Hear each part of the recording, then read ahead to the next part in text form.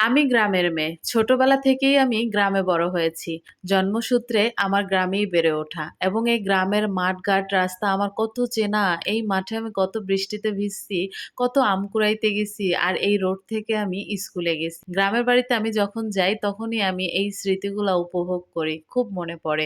আমি যেদিন গ্রামের বাড়িতে গিয়েছিলাম তখন আমার ২ টা বোন মিষ্টি বানাইছিল। আর ভোরবেলা আমি নাস্তার বদলে সবসময় প্রেফার করি পান্তা ভাতের সাথে ডিম ভাজা আর পোড়ামরিচ ভাত খেতে। খুব ভাল লাগে।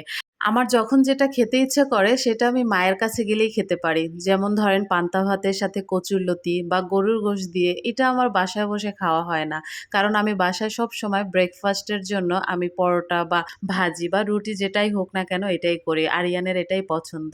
আর আমার এই পান্তা ভাত গ্রামের বাড়িতে গেলেই খাওয়া হয়। সকালবেলা খাবার খেয়ে বাসার পিছনে বের হই। আমার বাসার পিছনে অনেক বড় মাঠ। এখানে যাদের জমি আছে ধান চাষ করে, যাদের আসলে ধান শুকানোর মতো জায়গা নাই, তারা এই জমিতে ধানগুলা শুকায়, সিদ্ধ করে এবং এইখানেই ধান মাড়াই করে।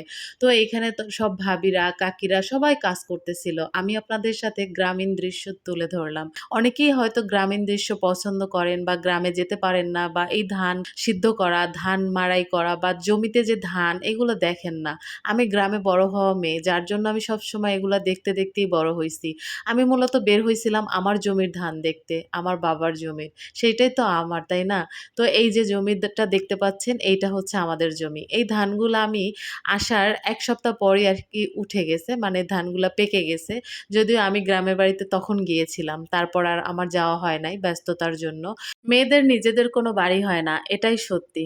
দেখেন লাস্ট ২ বছর আমি বাড়িতে যাই না। কখন যাই না জানেন? যখন ধান সিদ্ধ করতে হয়, ধান উঠে, ধান যখন মাড়াই করে, এগুলো আমি দেখতে পারি না। আমার নিজেদের ধান আমি ২ বছর হাতে ধরে ছুঁই না।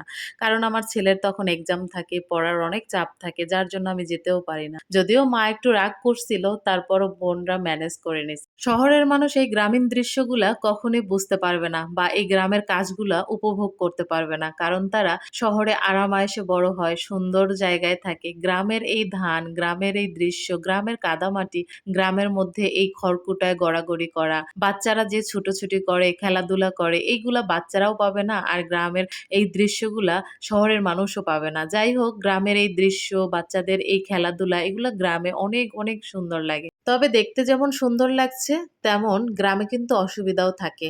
বৃষ্টি হলে যাতায়াত ব্যবস্থা অনেক প্রবলেম হয়ে যায়। বাজার করতে সমস্যা হয়ে যায়। যেটা আপনি সবসময় হাতের নাগালে চাইবেন সেটা আসলে পাবেন না। এইটাই হচ্ছে গ্রাম আর শহরের মধ্যে পার্থক্য।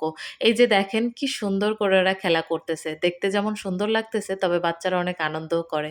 তো যাই হোক সবাই ভালো থাকবেন, সুস্থ থাকবেন। Bye, by.